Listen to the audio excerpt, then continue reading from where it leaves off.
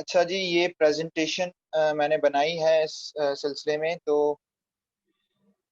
इस प्रेजेंटेशन के जरिए से हम स्टार्ट करते हैं, देखते हैं कौन कौन से पॉइंट्स हम कवर करेंगे इंशाल्लाह। मेरा मेरी एक प्रैक्टिस होती है कि मैं हमेशा से डिटेल ओरिएंटेड स्टडी का आदी हूँ। जो मेरे स्टूडेंट्स हैं उनको भी पता है कि मैंने काफ़ी ज़्यादा चीज़ें काफ़ी कॉम्प्रिहेंसिव सोर्सेज से कवर करवाई हैं आपको। तो काफी लोग ज्वाइन ज्वाइन किया उन्होंने।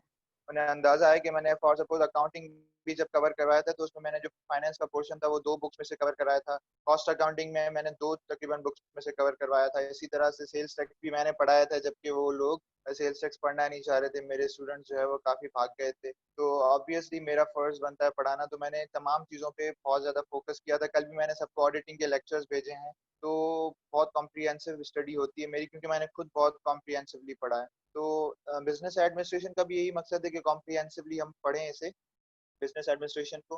किन चीज़ों पे हम फोकस करेंगे इस पे बात करते हैं। थोड़ा सा आगे जाते हैं। स्लाइड शेयर जो हमारी होगी, जो स्लाइड्स होंगी वो काफ़ी मिनिमम होंगी, तकरीबन 15-16 स्लाइड्स हैं। जो मेजर जो मैं तकरीबन पोर्शन होगा 10-15 मिनट आखिर में, वो मैं आप लोगों के सवालात को दूंगा ताकि आप लोग जो अपने माइंड को स्पीक कर सकें। तो मेरा मकसद ये है। तो थोड़ा सा बात करते हैं स्लाइड शेयर के बारे में, इस प्रेजेंटेशन के बारे में।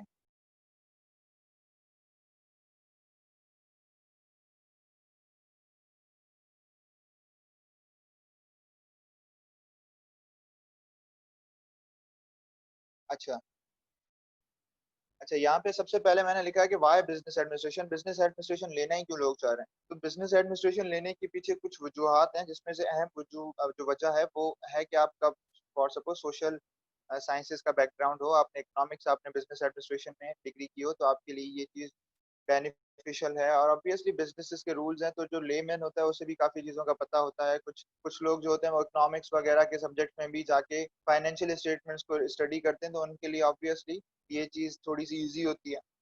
इसके बाद हाई स्कोरिंग का पॉइंट मैंने लिखा है। ऑब्वियसली हर दफा हाई स्कोरिंग चाहते हो आप, स्कोर आपका स्कोर अच्छा हो।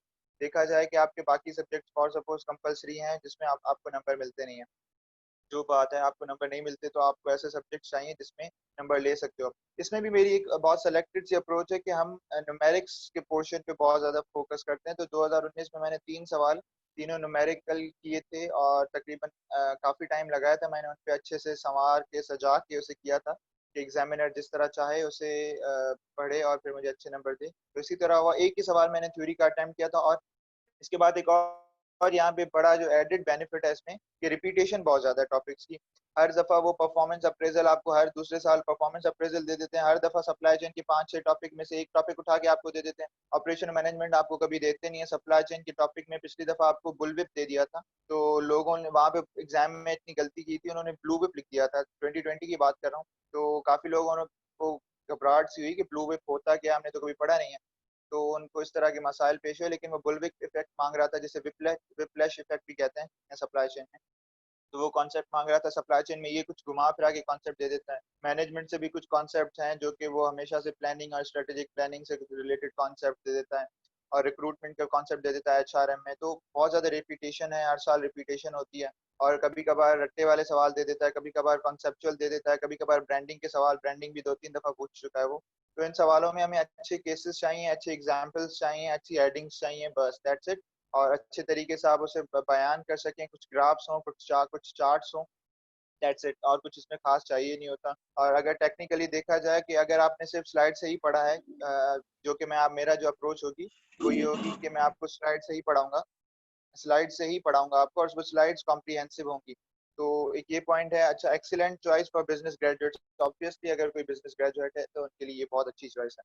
अच्छा, मेरी अप्रोच क्या होगी? मेरी अप्रोच इसमें ये है कि हम इनिशियल जो लेक्चर्स होंगे, यानी कल कल से स्टार्ट होगा। कल इसी के साथ मैं आपको बताऊं कि कल हमारा एक प्री लेक्चर होगा जिसमें मैं बेसिक्स ऑफ फाइनेंस बताऊंगा। उसके बाद जो नेक्स्ट वीक होगा जिसमें हमारी क्लासेस इस दफा से होंगी फ्राइडे, सैटरडे और संडे। तो ये 3 दिन हमारी क्लासेस हुआ करेंगी। और ऑब्वियसली मेरे पास राइटिंग पैड है, तो हम राइटिंग पैड के साथ सवाल जो है वो न्यूमेरिकल सॉल्व करेंगे, जिसमें रेशियोज होंगे, जिसमें तमाम और कॉन्सेप्ट्स होंगे। तो ऑब्वियसली राइटिंग मेरी अच्छी नहीं है इतनी, लेकिन प्रैक्टिस अच्छी खासी हो जाती है जब आप राइटिंग पैड से पढ़ते हो। तो अच्छा, इसके बाद slides will be all encompassing. Obviously slides में बहुत भर भर के मैं स्लाइड्स में डेटा डाल देता हूँ। अच्छा, इसका मकसद है, वो लोग कहते हैं कि स्लाइड सिर्फ समझाने के लिए होती है, तो एक बात पे मैं यकीन रखता हूँ कि जब मैं स्टूडेंट था तो वो जो स्लाइड्स मुझे मिला करती थी और हम पढ़ा करते थे दोबारा से कॉन्सेप्ट के बाद, तो वो ऑब्वियसली हमें याद नहीं रहती थी चीज़ें कि क्या चीज़ें एग्जामिनर ने या मतलब जो क्लास टीचर हैं उन्होंने बताई हैं, हमें पढ़ाई हैं, नहीं याद रहता। तो जब क्योंकि ऑब्वियसली मैं स्टूडेंट रह चुका हूँ, स्टूडेंट ही हूँ अभी भी, तो मुझे पता है कि स्लाइड्स अगर ऑल इनकम्पासिंग होंगी, उसमें तमाम एलिमेंट्स और तमाम मिसालें होंगी मौजूद, तो इससे हमें फ़ायदा होगा। तो ऑब्वियसली यही मेरी एक अप्रोच है। अच्छा, lectures will have multitude of examples and case studies. Obviously examples और केस स्टडीज के बगैर ये काम नहीं चलता। काफ़ी ज़्यादा केसेस हैं जो मेरे पास लिखे होते हैं और मैं कोट करता हूँ हर एग्जाम्पल जो है, जो मेरे पास केस है उस स्लाइड में लिखकर आपको दे भी दूंगा। स्लाइड भी होंगी आपके पास, रिकॉर्डिंग ऑब्वियसली आपको मैं टेम्पररी तौर पे दे देता हूँ। अच्छा, इसके अलावा पेपर अटेम्प्टिंग टेक्निक्स ये जो क्लीशे बन चुका है, ये जब से 2019 वालों ने क्लियर क्लियर किया और सारे लोग पढ़ाने के लिए आ गए हैं, ऑब्वियसली मैं भी हूँ, तो सबने पेपर अटेम्प्टिंग टेक्निक्स के बारे में कोई रोला डाल दिया, लेकिन इस तरह की कोई बात है नहीं। पेपर अटेम्प्टिंग टेक्निक्स में आपने सबने सेमेस्टर एग्जाम्स दिए हैं, जो अच्छा लिखता है, जो बेहतर लिखता है, जो अच्छे पॉइंट्स ऐड करता है, ऑब्वियसली उसे नंबर मिलते हैं। तो यहाँ पे मैंने भी एक क्लीशे पॉइंट यूज किया है कि पेपर अटेम्प्टिंग टेक्निक्स, इस तरह की कोई खास बात बताऊंगा नहीं मैं, बस ये बताऊंगा आपको कि किस तरह से हेडिंग्स आप मेंशन करो, किस तरह से फाइनेंस के सवाल सॉल्व करो, जिस तरह मैं अकाउंटिंग में भी बताया करता था कि अकाउंटिंग में मैंने बहुत ज्यादा फोकस किया कि हेडिंग किस तरह दी जाए। फॉर सपोज बैलेंस शीट बना रहे हैं तो मैं हमेशा कहता था कि पहले ऊपर नाम दें, फिर नीचे लिखें बैलेंस शीट और फिर नीचे लिखें फॉर द ईयर एंडेड। तो ये तमाम बातें, ये मेरी अप्रोच है, इसी तरह से मैं पढ़ाया करता हूँ, आपको भी मैं यही कहूंगा। Past papers, obviously past papers के सवाल मैं बहुत ज्यादा डिस्कस करता हूँ। अकाउंटिंग में भी ये हुआ था कि मैं पास्ट पेपर्स डिस्कस करता हूँ, मेरे लिए भी एक फायदा होता है, आप लोगों के लिए भी फायदा है कि अगर आप पास्ट पेपर्स को थोड़ा सा डिस्कस कर लेंगे, उन्हें पढ़ लेंगे, तो बहुत ज्यादा आसानी होती है। अच्छा, इसके बाद who should opt this subject, business से ग्रेजुएट भी ले सकते हैं जिनका सोशल साइंसेज का बैकग्राउंड है, जिनका मैथ्स का भी है, जिनके न्यूमेरिकल स्ट्रांग है वो भी, और जो भी कोई बंदा इंटरेस्टेड है चेंज में, change for the sake of change भी इंपॉर्टेंट है कि आपने दो अटेम्प्ट दिए हैं, एक अटेम्प्ट दिया आपने एक ऐसा सब्जेक्ट लिया जो आपके पास कोई इतने खास स्कोरिंग सब्जेक्ट है नहीं, तो थोड़ा सा स्टडी और थोड़े सा हार्ड वर्क से ये सब्जेक्ट आप एस कर सकते हैं, इसमें अच्छे अच्छा स्कोर भी कर सकते हैं। तो जिसको भी इंटरेस्ट है डिफरेंट सब्जेक्ट्स में जाने का, तो ऑब्वियसली उनके लिए बेहतर है। अब सीएसएस देखा जाए कंफर्ट जोन से निकलने का काम है, तो अगर आप कंफर्ट जोन से बाहर हैं तो बेहतर है, अगर कंफर्ट जोन में अंदर हैं तो फिर आपके लिए काफ़ी चीज़ें मसला क्रिएट कर सकती है। अच्छा, इसके बाद अगली स्लाइड क्या कह रही है? अगली स्लाइड कह रही है इंट्रोडक्शन टू द सब्जेक्ट। अच्छा, इस सब्जेक्ट से रिलेटेड मैं बताता हूँ कि सब्जेक्ट में कौन कौन से सब सब्जेक्ट्स हैं। अच्छा, उनमें मैनेजेरियल फाइनेंस है जो कि हमारा फर्स्ट टॉपिक होगा। मैनेजेरियल फाइनेंस हम गिटमैन की बुक से करेंगे, तो वो मैं आपको पढ़ाऊंगा सबसे पहले। इसके बाद हम ऑपरेशन मैनेजमेंट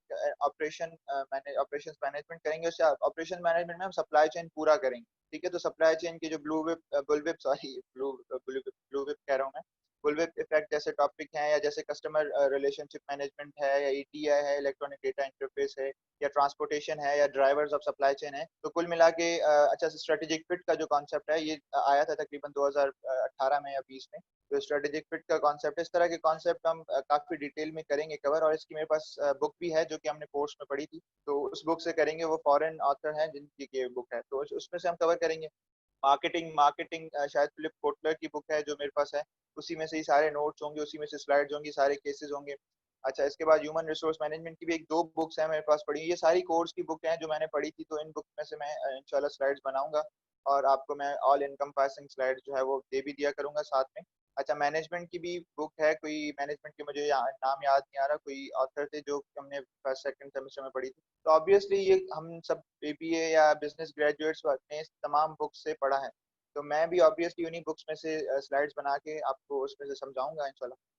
अच्छा, इसके बाद मैं बताऊंगा कि कौन से टॉपिक्स मैं कवर करूंगा। अच्छा, मैंने नीचे जाके थोड़ा सा टाइम इसलिए आपके लिए रखा है कि आप मुझे सजेस्ट कर सकते हैं कि कौन से टॉपिक्स हमें कवर करने चाहिए, या कौन से टॉपिक्स में अगर कम कवर करवा रहा हूँ या मुझे ज्यादा कराने चाहिए। तो मैंने सब में अपना लेक्चर प्लान बता दिया है कि सबसे पहले यहाँ पे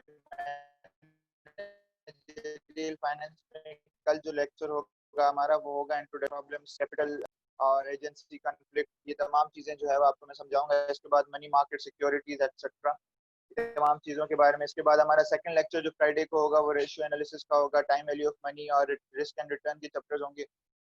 अच्छा, बॉन्ड वैल्यूएशन के सवाल आ जाते हैं, interest rate and bond valuation, risk का सवाल आता है, रिस्क में कैपिटल एसेट प्राइसिंग मॉडल वगैरह की चीजें।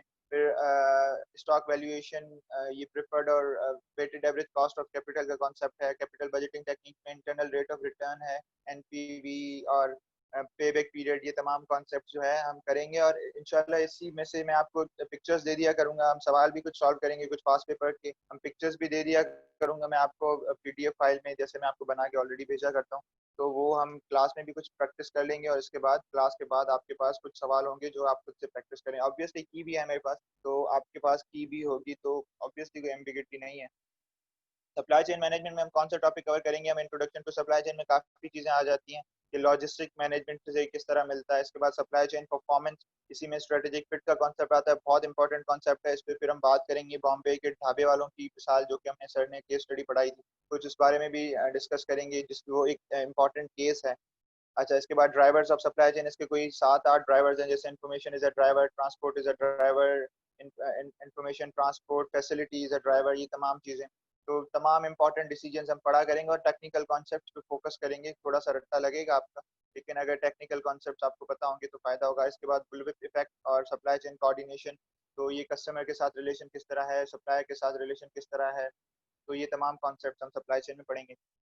मार्केटिंग, मार्केटिंग से रिलेटेड, अच्छा ये कॉम्प्रिहेंसिव है, इसमें काफी चीजें कवर हो जाती हैं कि मार्केट प्लेस को समझना, कस्टमर नीड को, नीड्स वांट्स एंड डिजायर्स के कॉन्सेप्ट्स को, और फिर आपके स्किल्स, सॉरी स्किल्स दूसरे में, तो ये नीड वांट्स एंड डिजायर्स पे डेफिनेशंस वगैरह फर्स्ट चैप्टर में आ जाएंगी। फिर मार्केटिंग का एनवायरनमेंट, जिसमें एक्सटर्नल और इंटरनल एनवायरनमेंट है, पेस्टल है आपका एक्सटर्नल एनवायरनमेंट, इससे रिलेटेड स्ट्रेटेजिक प्लानिंग और steps in the strategic planning. Examiner चाहता है 20 नंबर के सवाल में कुछ स्टेप्स इन्वॉल्व हों, कुछ ज्यादा चीजें इन्वॉल्व हों, क्योंकि 20 नंबर का सवाल जब क्वालिफाई करता है, जब उसमें कुछ ज्यादा चीजें पूछी जाएं, तो कभी कभार उसके कंपोनेंट होते हैं। जैसे 2000 तकरीबन 19 था, जिसमें उसने सवाल बहुत लंबे लंबे, सॉरी 18 था, जिसमें उसने लंबे लंबे सवाल बनाए थे, एक सवाल के 3-3 पार्ट वो पूछ रहा था।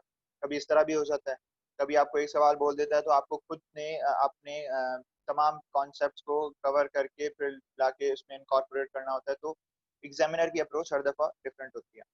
अच्छा, customer driven marketing strategy, marketing mix में हम प्रोडक्ट डिस्ट्रीब्यूशन, प्राइसिंग वगैरह पढ़ेंगे। और इंटीग्रेटेड मार्केटिंग कम्युनिकेशन, ये भी सवाल एक पूछा जाता है कि मैसेज किस तरह जाता है, फिर डी कोड होता है, फिर इन कोड होता है, ये किस तरह से इसका पूरा चेंज चलता है, ये भी एक अच्छा कॉन्सेप्ट है। इसके बाद प्रोडक्ट लाइफ साइकिल, ये घुमा घुमा के ये सवाल दे देते हैं आपको कि आपका प्रोडक्ट लाइफ साइकिल किस स्टेज पे है, मेच्योरिटी पे है, इंट्रोडक्शन पे है, एक्सटिंक्ट होने वाला है, ब्रांडिंग का कॉन्सेप्ट इंपॉर्टेंट है। तो मार्केटिंग में हम तकरीबन ये 8 कॉन्सेप्ट करेंगे। 8 मतलब लेक्चर्स होंगे हमारे।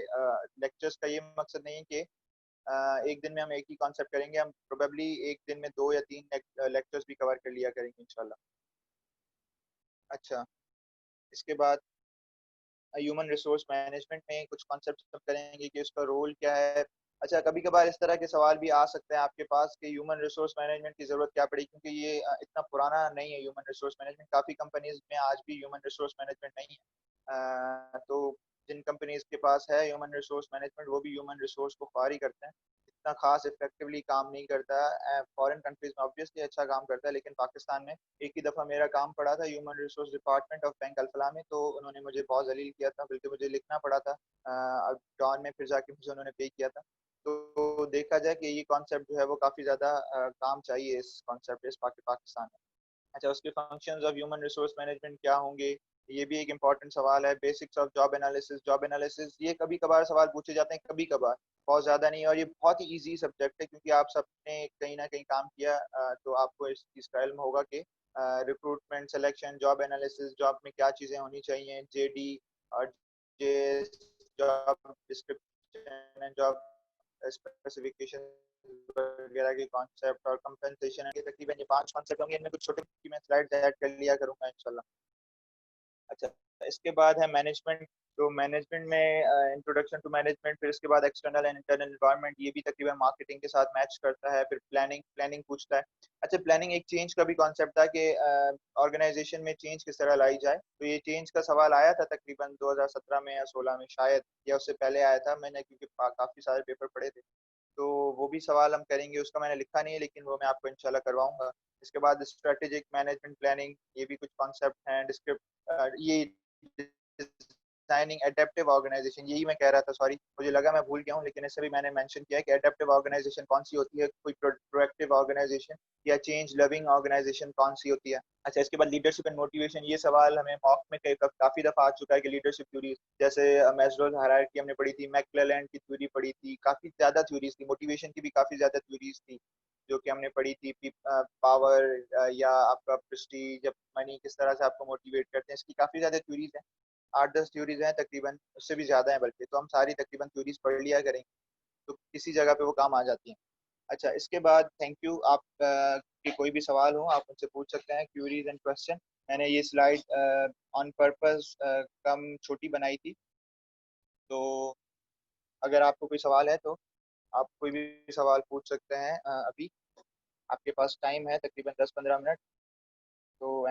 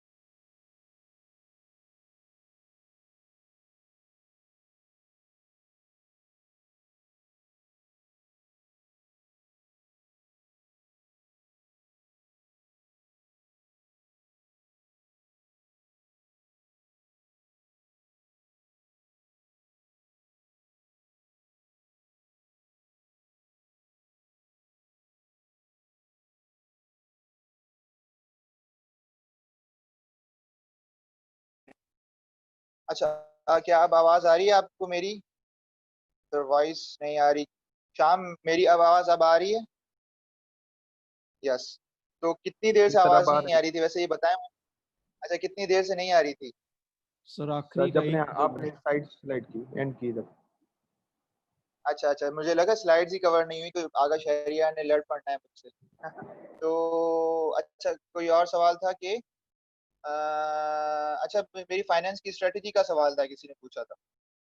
तो फाइनेंस में मैंने जो सारे चैप्टर आपको बताए, जिनके मैंने नाम भी आपको लिखा है, इन सब सवालों को एक तो हम फाइल बनाते हैं जिसको हम क्लास में डिस्कस करेंगे अकाउंटिंग की तरह। तो हम उनको क्लास में डिस्कस करेंगे, उनको सॉल्व करेंगे, और सॉल्व करने के बाद मैं आपको उसके प्रैक्टिस क्वेश्चंस भी दिया करूंगा इंशाल्लाह। तो ये होगा। अच्छा, how are you going to prepare for the examination, would you give us notes apart from slides और do we have to make it on a. तो मैंने जब कहा था कि ऑल इनकम्पासिंग स्लाइड्स होंगी, तो इसका मकसद आपको वो पीडीएफ फाइल्स जो मैं आपको फाइनेंस की दूंगा और जो तमाम स्लाइड्स जो होंगी, वो स्लाइड्स आपके लिए इनफ हैं। इसके अलावा, इसको छोड़ के कुछ और चीज़ों की आपको ज़रूरत नहीं है। अगर आप इनको भी अच्छे तरीके से करेंगे तो फायदा होगा। Sir, any book recommended? तो अगर फाइनेंस की लेना चाहें तो गिटमैन की बुक ले लें, 14th एडिशन। गिटमैन की बुक, लॉरेंस जे गिटमैन की मैनेजरियल फाइनेंस की बुक है, वो आप ले लें। कौन सा एडिशन? 14th एडिशन, ठीक है। अच्छा, इसके अलावा भी कुछ बुक्स हैं वो, लेकिन ना लें तो बेहतर है। ऑब्वियसली आपके पास इतना ज़्यादा हेक्टिक होता है, बर्डन इतना ज़्यादा होता है, तो अगर आप इसे स्मार्ट स्टडी करेंगे और जो टॉपिक्स हम पढ़ाया करते हैं, जो डिस्कशन हम किया करते हैं, उस पर अगर आप इन्हिसार करेंगे तो ऑब्वियसली आपके आपके लिए वो कंप्लीट होगा। इसके बाद कोई और चीज़ की ज़रूरत नहीं है आपको, वो चीज़ इनफ है, सिग्निफिकेंट है। अच्छा, इसके बाद कोई और सवाल आप लोगों का? कुछ 3 चैट में मैसेजेस तो हैं अभी भी।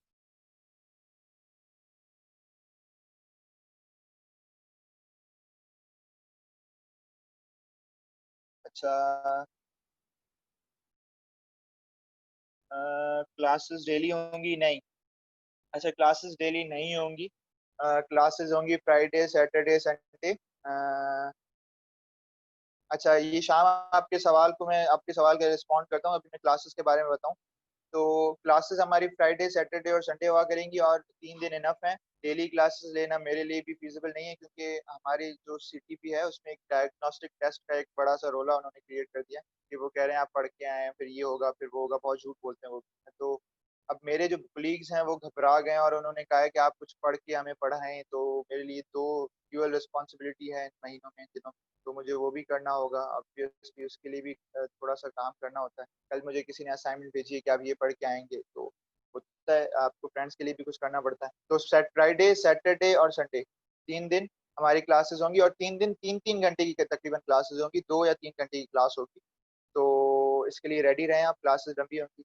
अच्छा शाम, आपने सवाल किया था कि लेंथ ऑफ द आंसर, ठीक है, ये अच्छा सवाल है कि लेंथ ऑफ द आंसर कितना होना चाहिए। तो मैं एक चीज पे मानता हूँ कि अगर फॉर सपोज आप फर्स्ट सवाल थ्योरी का अटेम्प्ट कर रहे हो, तो उसकी जो नॉर्मल लेंथ होनी चाहिए वो होनी चाहिए 8 लीव्स। 8 लीव्स उसकी, सॉरी 8 लीव्स नहीं, 8 साइड्स, 4 लीव्स और 8 साइड, यानी आपका जो बिजनेस साइड का सवाल होना चाहिए वो काफी लंबा होना चाहिए, उसमें काफी डिटेल ओरिएंटेड होना चाहिए पॉइंट्स, और उसमें केसेस अच्छे खासे होने चाहिए, हाईलाइटेड होने चाहिए केसेस, और राइटिंग नीट होनी चाहिए। बल्कि मैं आपको रिकमेंड करूंगा कि सबसे पहले फाइनेंस के सवाल करें, और मैं सबको यही रिकमेंड करूंगा कि फाइनेंस के ना भी करें तो 2 सवाल तो हर सूरत में करें। जब 2 सवाल आ जाते हैं आपके पास, तो 2 सवाल ही आप दोनों अटेम्प्ट करें, दोनों सवालों को। और अगर हो सके तो 3 सवाल आते हैं तो 3 ही अटेम्प्ट करें, एक फाइनेंस का, एक सब मतलब थ्योरी का करें। तो अगर आप चाहते हैं कि दो दो करें, आप अगर आप चाहते हो कि फाइनेंस का ना किया जाए, तो मैं कभी भी इस चीज को फेवर नहीं करता। एक सवाल तो कम से कम करें, और मैं कहूंगा कि मैक्सिमम फाइनेंस के सवाल करें। ऑब्वियसली मार्क्स चाहिए आपको, आपको 80s में मार्क्स चाहिए, तो 80s में मार्क्स लेना इतना आसान होता नहीं है। आपको मार्क्स लेने के लिए अच्छी चीजें पढ़नी पड़ती हैं फाइनेंस के। इतने मुश्किल नहीं है, बिल्कुल बता रहा हूँ मैं आपको, मुश्किल नहीं है। आपको weighted average cost of capital मुश्किल लगे, कुछ भी मुश्किल नहीं है उसमें। कुछ फॉर्मूलाज हैं, आपने इंटर में भी पढ़े होंगे काफी फॉर्मूलाज, तो कुछ मुश्किल नहीं है। लेकिन अगर आप थ्योरी अटेम्प्ट करें, 2 सवाल आप अटेम्प्ट करें थ्योरी के, तो दोनों की लेंथ 8 साइड से ज्यादा होनी चाहिए, 8 साइड होनी चाहिए। तो लेंथ मैटर्स अ लॉट, ये मेरी कहानी का पार्ट है कि लेंथ मैटर्स अ लॉट, और लेंथ पे फोकस करें, लेंथ को ना छोड़ें, लेंथ बहुत ज्यादा इंपॉर्टेंट है। अच्छा, इसके बाद कोई और सवाल अगर आपका हो तो।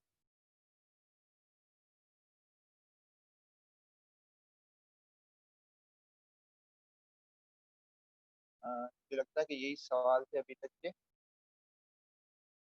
अ, कुछ और चीजें जो मैं आपको अगर बता सकूं इसमें कि जो हमारी टाइमिंग होगी वो फ्लेक्सिबल हुआ करेगी, 5 से 8 प्रोबेबली टाइमिंग होगी, फ्राइडे सैटरडे संडे।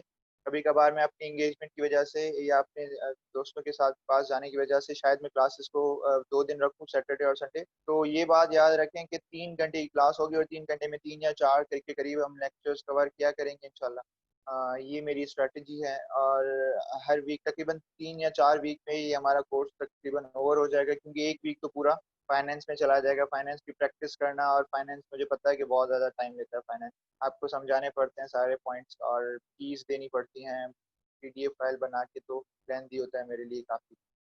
तो ये बातें हैं अभी तक। अच्छा, इसके बाद किसी और का सवाल हो तो मुझसे पूछ सकता है।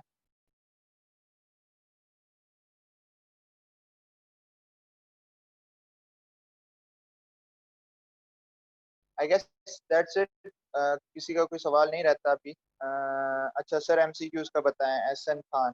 तो एमसीक्यूज से रिलेटेड मैं आपको अगर बताऊं तो एमसीक्यूज इतने खास मुश्किल नहीं होते, और जो चीजें हम पढ़ा करते हैं, जो इंपॉर्टेंट कॉन्सेप्ट्स होते हैं, खासतौर पर वो डेफिनेशंस होती हैं। और फाइनेंस के भी एमसीक्यूज आ जाते हैं कि मतलब आपसे रेशियोज पूछ लेते हैं, आपसे रेशियोज आप बता देते हो उन्हें। और रेशियोज के अलावा कभी कभार आपसे हाँ, उसका एन्युटी का भी सवाल पूछते हैं कि एन्युटी के बारे में बताएं, उसका उसका सवाल पूछ लेते हैं आपसे। और इससे रिलेटेड कॉन्सेप्ट, बाकी सारे तो तकरीबन कॉन्सेप्ट होते हैं। खासतौर पर मार्केटिंग के कॉन्सेप्ट आपसे पूछ लेते हैं कि मार्केटिंग के कॉन्सेप्ट, क्योंकि कॉन्सेप्ट ऑब्वियसली डिफाइन हम करते हैं, तो कुछ कॉन्सेप्ट होते हैं ओवरलैपिंग, उनके बारे में पूछ लेते हैं आपसे। और तकरीबन 4 या 5 के सवाल करीब फाइनेंस के सवाल होते हैं, बहुत ईजी होते हैं।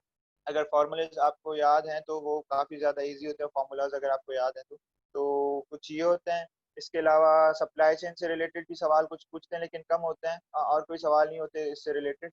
मैनेजमेंट से सवाल ज़्यादा होते हैं, मैनेजमेंट से, और मैनेजमेंट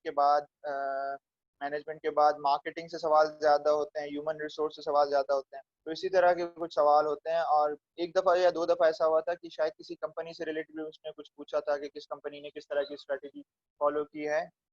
तो ये कुछ सवाल होते हैं। और मेरे पास कुछ अगर सवाल पड़े होंगे मौजूद तो वो भी मैं आपको दूंगा। अच्छा, I miss the intro. Can you please give your introduction? You want my introduction और subjects introduction? जो आप बोले मुझे ये समझ में नहीं आया।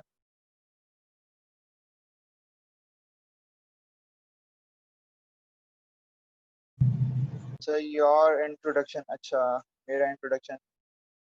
खैर, मेरा इंट्रोडक्शन है, my name is Nadeem Baloch और मैंने बीबीए किया है कायदे आज़म यूनिवर्सिटी से, तो 2013 से 2017। और इसके बाद 2 साल लाहौर में तैयारी की है और इसके बाद मेरा सेकंड अटेम्प्ट था जिसमें मैंने क्वालिफाई किया। अकाउंटिंग और बिजनेस एडमिनिस्ट्रेशन मेरे सब्जेक्ट्स थे। सर, आपका स्कोर कितना था? तो मेरा स्कोर 82 था फाइनेंस में। और कुछ इंट्रोडक्शन का पॉइंट है नहीं मेरे पास बताने के लिए। कोई खास एक्सपीरियंस नहीं है मेरा। बस ये है कि सेकंड अटेम्प्ट में क्वालिफाई हो गया और ये मेरे सब्जेक्ट्स थे जो मैं आपको पढ़ा रहा हूँ।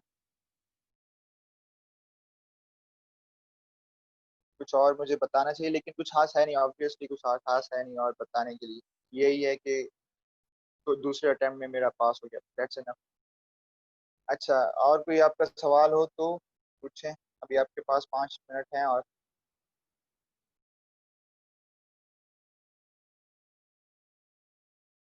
लंबे लंबे इंट्रोडक्शन कराने की आदत मुझे है नहीं, मैं कभी भी नहीं कराता।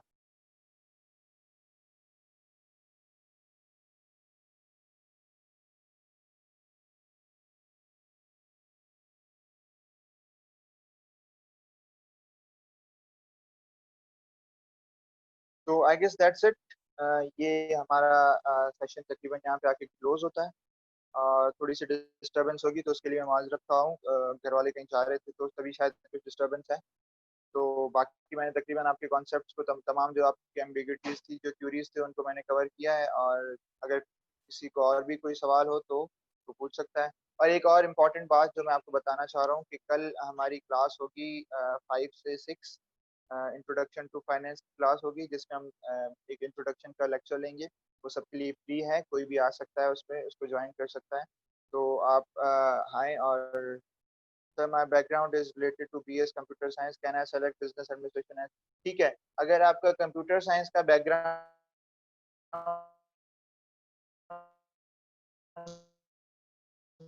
है और आप देखें कि आप न्यूमेरिक्स में अच्छे हैं, हमजा शायद आप और अकाउंट्स में भी हमजा मुराद।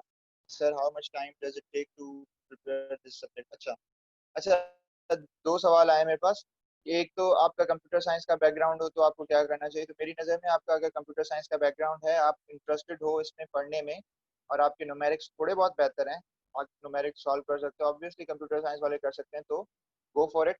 और आपके लिए ये सब्जेक्ट बेनिफिशियल होगा।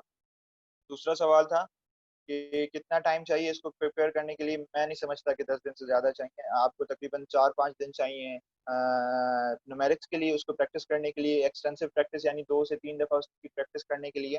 और इसके बाद आपको तकरीबन 3 या 4 दिन चाहिए थोड़े से रट्टे लगाने के लिए। तो रट्टे लगाने बहुत इंपॉर्टेंट है। रट्टे लगाने के लिए 4-5 दिन, तो तकरीबन 10 दिन। मैंने तो तकरीबन 10 दिन में भी सारा कोर्स कवर कर लिया। तो ऑब्वियसली डिग्री के दौरान ही मैंने सब्जेक्ट की तैयारी की थी, तो मैंने तकरीबन छोट कम ही दिनों में इसे कवर कर लिया था, तकरीबन 10 दिन 15 दिन, और मैंने उसमें से कवर करके इसके नोट्स भी तकरीबन बना लिए थे। तो दैट्स इनफ। ये छोटे मोटे सब्जेक्ट जैसे जेंडर स्टडीज हो गया, जैसे बिजनेस एडमिनिस्ट्रेशन हो गया, जैसे सोशोलॉजी हो गया, तो 10 डेज मैक्स। और मेरी रूटीन ये हुआ करती थी, अगर थोड़ा सा मैं बता सकूं इस बारे में, कि मैं सुबह 1 बजे तक, सुबह 9 बजे से 1 बजे तक मैं पढ़ा करता था इंग्लिश। इंग्लिश में वीक थे हम। तो 3 से 9 बजे तक, तो तकरीबन 5 घंटे होते थे। नमाज को एक्सक्लूड करके 3 वक्त नमाज आ जाती है उसमें, तो उसको एक्सक्लूड करने के बाद तकरीबन 4 या 5 घंटे होते थे। और उस 4-5 घंटे का एक दिन कंप्राइज करते हैं और 10 दिन तक जाते हैं। तो ये मेरी लेंथ थी एक सब्जेक्ट की प्रिपरेशन की। सिर्फ अकाउंटिंग के लिए मैंने तकरीबन 30 to 35 डेज के लिए मैंने लिया था टाइम। और बाकी बिजनेस एड तो हफ्ता 10 दिन। जो जो नया बंदा है वो ऑब्वियसली 15 दिन ले ले। तो ये लेंथ है सब्जेक्ट को कवर करने की, इससे ज्यादा नहीं।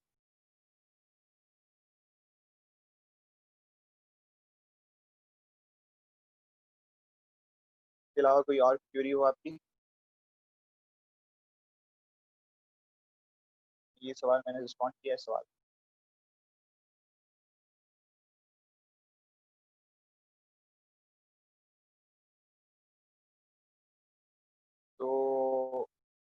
आई गेस दैट्स इट।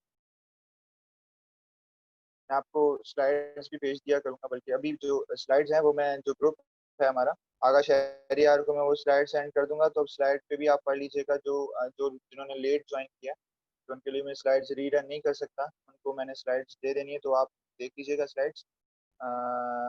मुझे स्लाइड्स मैंने आपको दे दिए हैं, वो देख लीजिएगा। और कोई भी क्वेश्चन हो आप मुझे मैसेज कर सकते हैं। ऑब्वियसली मुझे स्ट्रेंजर्स भी मैसेज करते हैं और मैं उनको भी रिस्पॉन्ड कर देता हूँ। तो आप स्टूडेंट होने वाले हैं या प्रोस्पेक्टिव स्टूडेंट्स हैं या ना भी हों, अगर मैं आपकी किसी काम आ सकता हूँ तो आई वुड बी ग्लैड। मेरा यही है कि हमें अगर फॉर सपोज कोई काम नहीं आया, किसी ने सपोर्ट नहीं किया, खुद से हम आए हैं यहाँ पे इस मकाम पे, तो जब बंदा खुद से आता है स्ट्रगल करके, तो उसे अंदाजा होता है कि दूसरों की रहनुमाई करना या दूसरों को सीधा रास्ता दिखाना कितना ज्यादा अहमियत का हामिल है। तो ऑब्वियसली ये मैं कर सकता हूँ आप लोगों के लिए। अगर कोई भी आपकी एम्बिगिटी हो किसी भी सब्जेक्ट से रिलेटेड, तो आप मुझसे पूछ सकते हैं, मैं आपको रिस्पॉन्ड करूंगा जितना मेरे पास टाइम है या जिस तरह से मैं रिस्पॉन्ड कर पाया। ऑब्वियसली कुछ कमिटमेंट्स होती हैं, तो मैं लेट भी आपको रिस्पॉन्ड कर सकता हूँ। ये कुछ सिर्फ ये बिजनेस एडमिनिस्ट्रेशन का टाइम, इसके बाद मैंने गुम हो जाना है। ठीक है। ये था हमारा सेशन। एंड करते हैं, अब तकरीबन काफ़ी लोग लेफ्ट करके जा रहे हैं, तो मुझे ही कंप्लीट करना चाहिए। मैं इसलिए वेट कर रहा हूँ कि शायद अभी किसी के दिमाग में कोई सवाल हो, तो तभी मैं वेट कर रहा था। तो मेरी नज़र में अब ये कंप्लीट होता है, यहाँ पे एंड होता है सेशन। और कल आप ज्वाइन करें फर्स्ट प्री क्लास, जिसके बारे में आपको कम्युनिकेट भी कर दिया जाएगा, और ये जो स्लाइड्स हैं वो भी आपको दे दी जाए। तो तब तक के लिए अल्लाह हाफिज़, अपना ख्याल रखें। Thank you so much.